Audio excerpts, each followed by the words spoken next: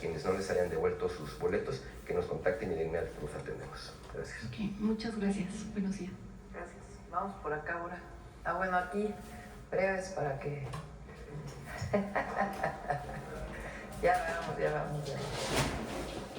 Buenos días, Presidenta. Buenos días, servidores públicos, funcionarios, funcionarias. Buenos días a todas y todos. Sosimo Camacho, de Luces del Siglo y del programa Luces Mañaneras. Presidenta, hace algunos días aquí se presentó un programa para impulsar la producción en el campo mexicano, muy interesante, sobre todo lo que tiene que ver con la distribución a través de las tiendas de bienestar, el impulso no solamente a la producción de maíz y de frijol, sino de miel, de cacao, de café. Sin embargo, Presidenta, generó ciertas dudas el que algunas de las metas de producción, por ejemplo, de maíz y de frijol, que incluso son las más altas para el actual sexenio, es decir, de 2030, resultan inferiores a lo que ya se alcanzó en el sexenio de Andrés Manuel López Obrador. De manera concreta, se espera que haya 25 millones de toneladas de producción de maíz en 2030, cuando ya en 2023 tuvimos 27.5. También en el asunto del propio... Es maíz blanco, ¿eh? Sí, de maíz blanco. Y en ese sentido, Pero duda... yo creo que ahí traes el dato equivocado. Si quieres le decimos al doctor Verdaguer que nos pueda dar toda la información. Sí, claro, se puede revisar precisamente porque es pública toda la producción que se ha generado en este sentido.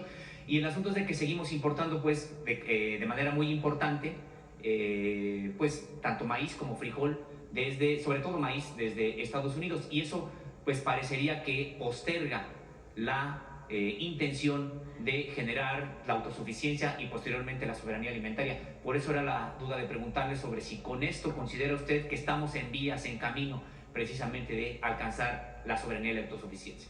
Sí, en maíz lo que se importa es el maíz amarillo para la alimentación principalmente de animales, de ganado. El maíz blanco, nuestro objetivo es que haya suficiente maíz blanco para consumo humano y que no sea transgénico. Este año, si no hiciéramos nada, podría llegarse a 20 millones, 20 mil millones. Bueno, a ver cuánto es a ver si tienen ahí la presentación de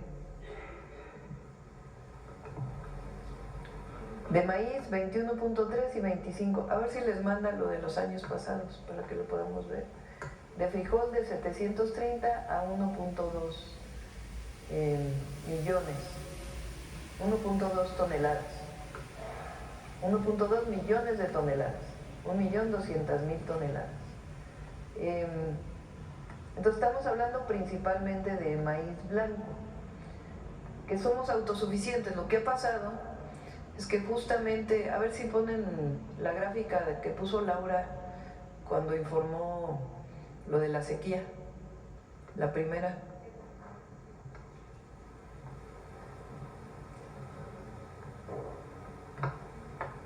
El mayor productor de maíz es Sinaloa, y Sinaloa, Sonora, que produce maíz pero también trigo y otros granos, han tenido una sequía muy importante.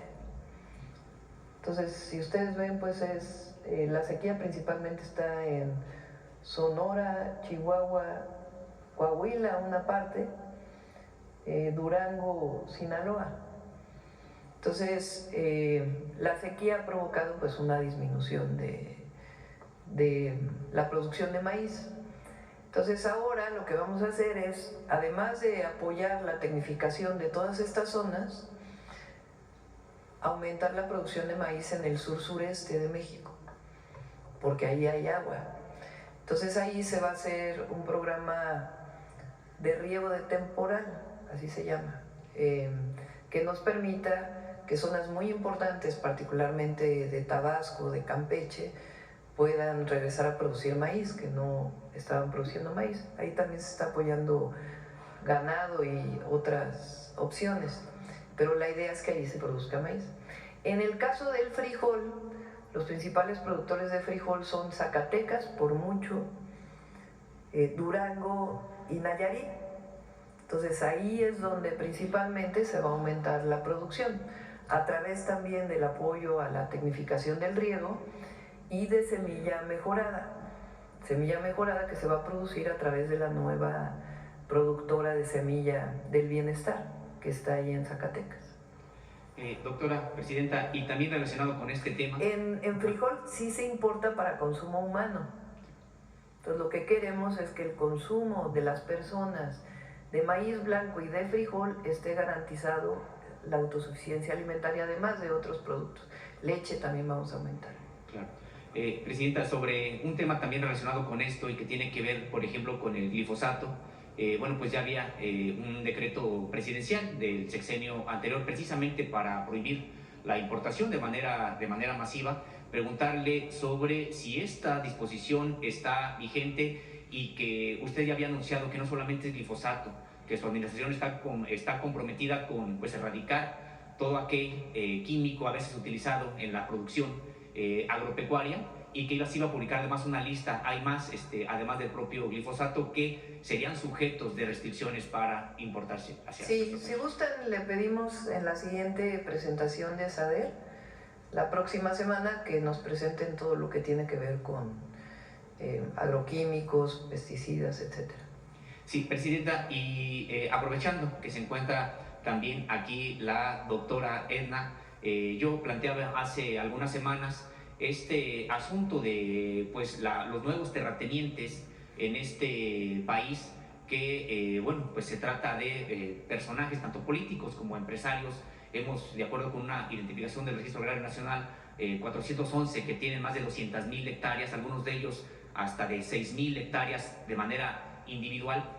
Nos dijo que iba a haber alguna investigación al respecto, y nada más preguntarle si dentro de todo este reordenamiento que se está haciendo para generar vivienda, pues se han detectado predios que estén en esta situación. ¿Quieres contestar?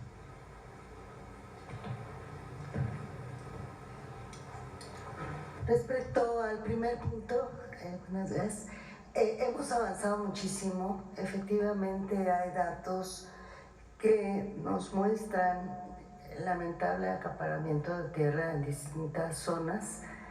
Sin embargo, queremos también ser muy cautelosos porque involucra a ejidatarios comuneros y no queremos afectarlos. Entonces estamos haciendo esta investigación, este trabajo que se inició en años pasados con el Registro Agrario Nacional, y queremos presentárselo a la Presidenta para tomar medidas muy contundentes, pero sobre una base sólida y no especulación, porque también es cierto que hay mucha especulación en la información. Y respecto del segundo punto, no hemos llegado a ese paso porque hemos trabajado sobre la donación de predios, propiedad federal, estatal y municipal. Y más adelante, algunos también ejidatarios nos han hecho la propuesta, cuando están ya en dominio pleno, sus tierras, para incorporarlo al programa de vivienda. También estaremos analizando por costos, ubicación, si es lo más conveniente, y también en el caso de regularización de terrenos de origen ejidal o comunal que puedan incorporarse a través de la adquisición con las comunidades. Esa es otra vía. Entonces, sobre el tema de suelo, territorio, sin duda es lo más complejo en este país, pero estamos avanzando de manera sustancial. Muchas gracias. Presidenta, finalmente, bueno, pues tuvo lugar precisamente elecciones el día de ayer en Ecuador, donde, bueno, pues hay quien se asume ganador y también quien no reconoce pues este proceso por las irregularidades que se presentaron. Si tiene algún comentario sobre este proceso en un pueblo hermano como el ecuatoriano el día de ayer. Sí, pues vamos a esperar.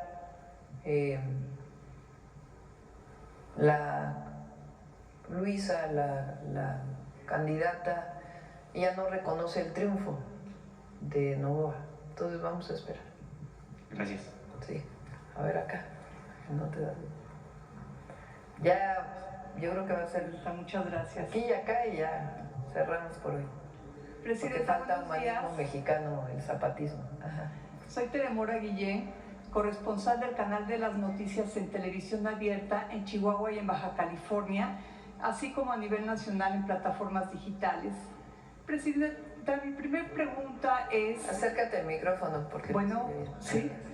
Mi primera pregunta, Presidenta, es, ha surgido en redes sociales a últimas fechas distintas quejas de migrantes ilegales radicados desde hace varios años en los Estados Unidos. Indocumentados. Las personas no somos y ilegales. han dejado de manifiesto la falta de acciones para la protección consular y la asesoría legal. ¿Cómo garantizará la Secretaría de Relaciones Exteriores una mejor operación de la red consular para apoyar a nuestros paisanos, a nuestros connacionales? Sí, se está haciendo una revisión muy profunda, ya lo hemos mencionado aquí varias veces. Y yo creo que antes de que termine el mes de abril ya podemos presentárselas. La idea es que pues puedan tener todo el apoyo de nuestros paisanos.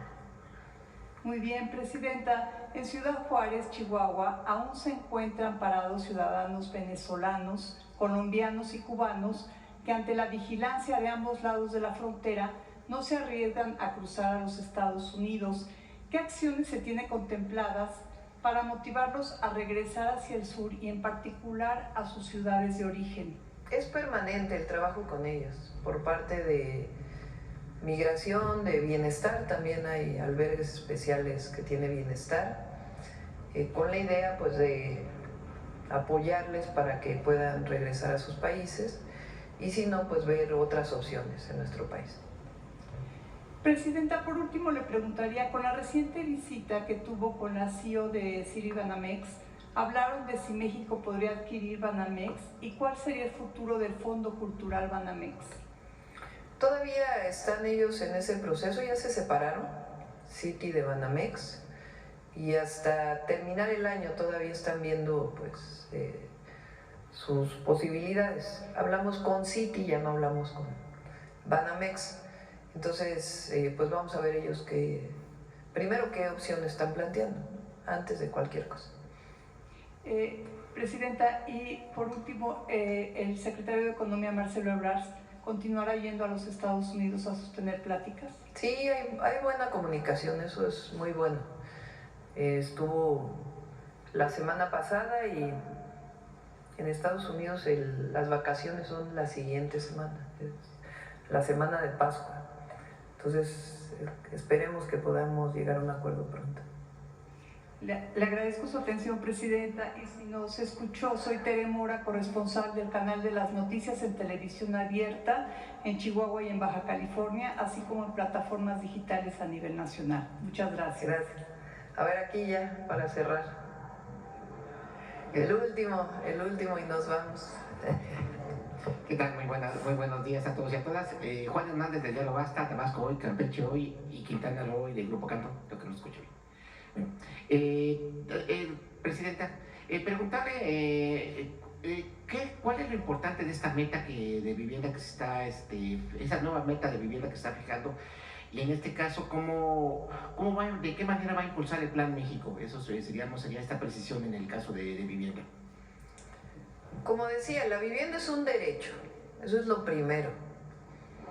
Nosotros queremos, nuestro objetivo, nuestra visión, nuestro sueño, es que todas y todos los mexicanos tengamos acceso a una alimentación saludable, tengamos acceso a un salario justo, tengamos acceso a la tierra y que podamos vivir de ello, tengamos acceso a la educación pública, desde preescolar hasta universidad, tengamos acceso a la salud y tengamos acceso a la vivienda, que son los derechos mínimos, además establecidos en la Constitución Política de los Estados Unidos mexicanos. Queremos que todas y todos los mexicanos tengan lo indispensable y además que sean felices, que eso les permita poderse desarrollar plenamente y que sean felices, y para eso hay democracia y libertades, acceso a la cultura. Esa es nuestra visión y por eso este Programa Nacional de Vivienda para el Bienestar tiene ese objetivo, darle a las y los mexicanos que menos ganan el acceso a la vivienda. Ese es el objetivo principal. Pero en el proceso de construcción de vivienda, pues se generan muchísimos empleos. Este año se pueden generar pues cerca de por lo menos 800,000 empleos directos. Y los indirectos, que hay quien dice que son 2 veces más o 3 veces más, dependiendo de las características de la vivienda. Entonces, obviamente, pues, eso significa crear, fíjense, 800,000 trabajos, empleos más formales, pues evidentemente eso impulsa toda la economía, porque cuando hay empleo, pues se genera y buen salario, pues evidentemente eso impulsa la economía.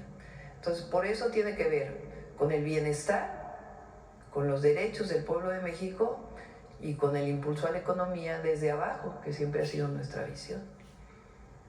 Sí, perfecto, doctora, perdón, vicepresidenta. Y bueno, 2 últimas preguntas. Uno, este fin de semana estuvieron muy activas las redes sociales, por un lado con una Red News, en donde se hablaba de que el expresidente Andrés Manuel López Obrador pues ocupaba ahí un jet privado. Eso es por un lado, y por el otro lado, pues... Así que luego salió que era el jet del rey de España. De España, exactamente, ¿no? Bueno, es que leí una publicación que decía, contando 6 meses y el silencio de López Obrador. ¿Cómo les molesta que haya tomado una decisión y que la cumpla? Que es el retirarse de la vida pública. Ya esperamos que muy pronto podamos acceder a su primer libro, que van a ser varios, eso sí me enteré, a su primer libro sobre el humanismo mexicano, para que podamos pues seguir conociendo sobre el pensamiento del presidente López Obrador. Pero dicen que en el avión se fue a Cuba. Así es. Que, bueno, no sé qué. Dieron liquidez de vuelo, matrícula, o sea, dieron detalles, pero a la hora de la hora precisamente es el... pero había otro expresidente que andaba en yate. Exactamente. Que decía que no tenía trabajo. Exactamente. Que estaba en la pobreza. Entonces, que vivía en Madrid. Quién sabe con qué recursos, pero... ahora ya se le vio en un yate, no sé quién, pero sí vi el video. Ese tipo de situaciones, ¿qué impresión le da? ¿Cuál es su opinión de estas dos extremos, ¿no? Por un lado, la mentira reproducida por un... vamos a llamar... Pues es que el conservadurismo siempre ha sido muy hipócrita. Esa es la verdad. Entonces, tienen un expresidente conservador que además dejó la guerra contra el narco, que llegó a la presidencia con un fraude electoral. Es más, ni expresidente se debería llamar. Digo, sí ejerció la presidencia, pero fue un presidente espurio, porque llegó con un fraude electoral a la presidencia de la República. Y como Entonces, y ahora goza de andar en yate. Y no solamente él, también estamos hablando... Frente a un presidente legítimo que está en el corazón del pueblo de México y que hizo un compromiso que era retirarse de la vida pública hasta que se publicaran sus libros, por lo menos que se conocieran sus libros. Pues 2 proyectos de nación, 2 visiones, 2 personas completamente distintas. Y la verdad es que el pueblo de México ya los juzgó. De hecho serían 4, 5, porque nada más, la pregunta iba enfocada a, precisamente, una está del lado el expresidente Andrés Manuel López Obrador, y del otro lado Felipe Calderón Hinojosa, Enrique Peña Nieto, Ernesto Zedillo, que un tiempo estuvo muy activo, y luego Vicente Fox, también lo mismo, ahorita creo que ya se calmó, pero realmente son las dos visiones, son los dos extremos, ¿no? Sí, pero hay unos, por ejemplo, que siguen activos en la vida, que siguen opinando, O sea, que se atreven a decir que no hay democracia en México y que sí hubo democracia con ellos. Bueno, sí, eso sí es el colmo de la mentira. Y finalmente, sobre el caso de nada más es para que nos clarificar, en el caso de los incendios forestales, no sé si nos pueden precisar cuántos de estos, si tienen el dato de cuántos han sido provocados, si ha habido pérdidas de vidas, o qué tanto ha afectado la sequía, el combatirlos. Eso sería todo. Muchas gracias. Bueno, eso y luego vamos a humanismo mexicano. El tema del número de incendios provocados no es certero.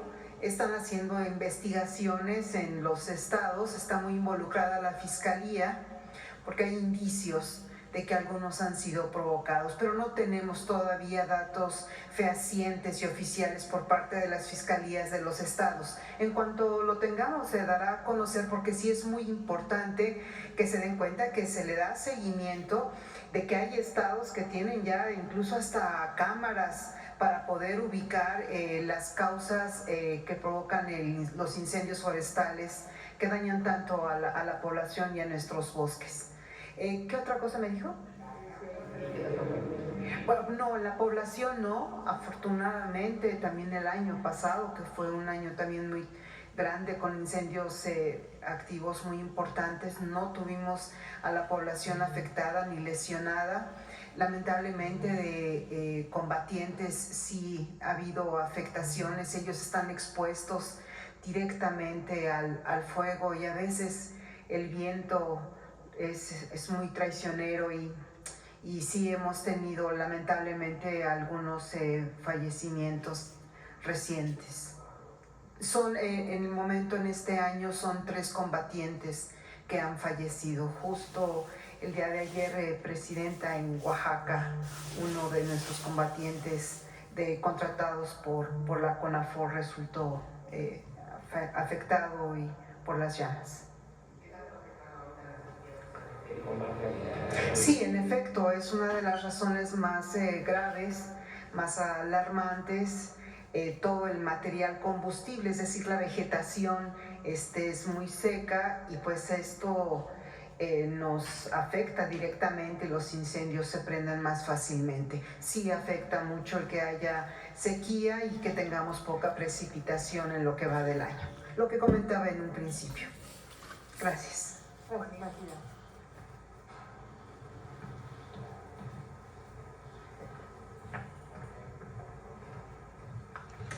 Con su permiso, Presidenta, buenos días a todos y todas. Los ideales de justicia e igualdad del general Emiliano Zapata son una fuente de inspiración para el humanismo mexicano. Emiliano Zapata es un referente de lucha social desde las bases del pueblo mismo, y el movimiento que encabezó fue la auténtica expresión de los anhelos de tierra y libertad del campesinado mexicano. La influencia de su lucha es innegable en procesos históricos del siglo XX, como el reparto agrario de los años 30, el movimiento jaramillista en los 50 o el levantamiento en los Altos de Chiapas de 1994. Por eso hoy, en el marco del aniversario de su cruel asesinato, sucedido en Chinameca, Morelos, el 10 de abril de 1919, recordamos su huella imborrable en la memoria de México y el mundo. La Revolución Mexicana fue la primera revolución social del siglo XX y una de sus principales figuras es Emiliano Zapata. El general Zapata encabezó el Ejército Libertador del Sur, que luchó para defender las tierras de las comunidades indígenas y campesinos. Emiliano Zapata representa lo más limpio de la lucha revolucionaria. Encarna la honestidad y la defensa de los ideales. Nombrado por las comunidades de Morelos, Zapata luchó por sus ideales y los derechos de los pueblos, no por el poder. Su imagen ha acompañado a movimientos sociales en todo el mundo, pues representa el agrarismo, la lucha por las tierras, la justicia y la libertad. Junto al lema de Tierra y Libertad, Emiliano Zapata es la bandera de los campesinos que defienden la tierra y los recursos naturales. Su principal demanda, que la tierra sea de quien la trabaja, se cumplió con el profundo reparto agrario realizado por Lázaro Cárdenas. Fruto de la lucha del general Zapata, hoy la mitad del territorio nacional está en manos de indígenas, afromexicanos y campesinos. Zapata es símbolo de la resistencia indígena, las formas comunitarias de organización y de lucha. Convertido en ícono de movimientos sociales contemporáneos, acompaña luchas por reivindicaciones sociales y luchas contra el autoritarismo. Así Zapata acompañó a los estudiantes del 68 junto con Francisco Villa y Flores Magón, o a los obreros italianos que se opusieron a las políticas laborales del neoliberalismo. La comunidad mexicana y chicana en Estados Unidos adoptó a Emiliano Zapata como símbolo de identidad y como una manera de traer la memoria y las luchas, los héroes y las heroínas que nos han dado la patria. Zapata es ejemplo de una lucha ética y dignidad, por lo tanto, una de las fuentes del humanismo mexicano. Seguirá siendo referente de la lucha por la justicia y la igualdad, más allá de nuestras tierras mexicanas.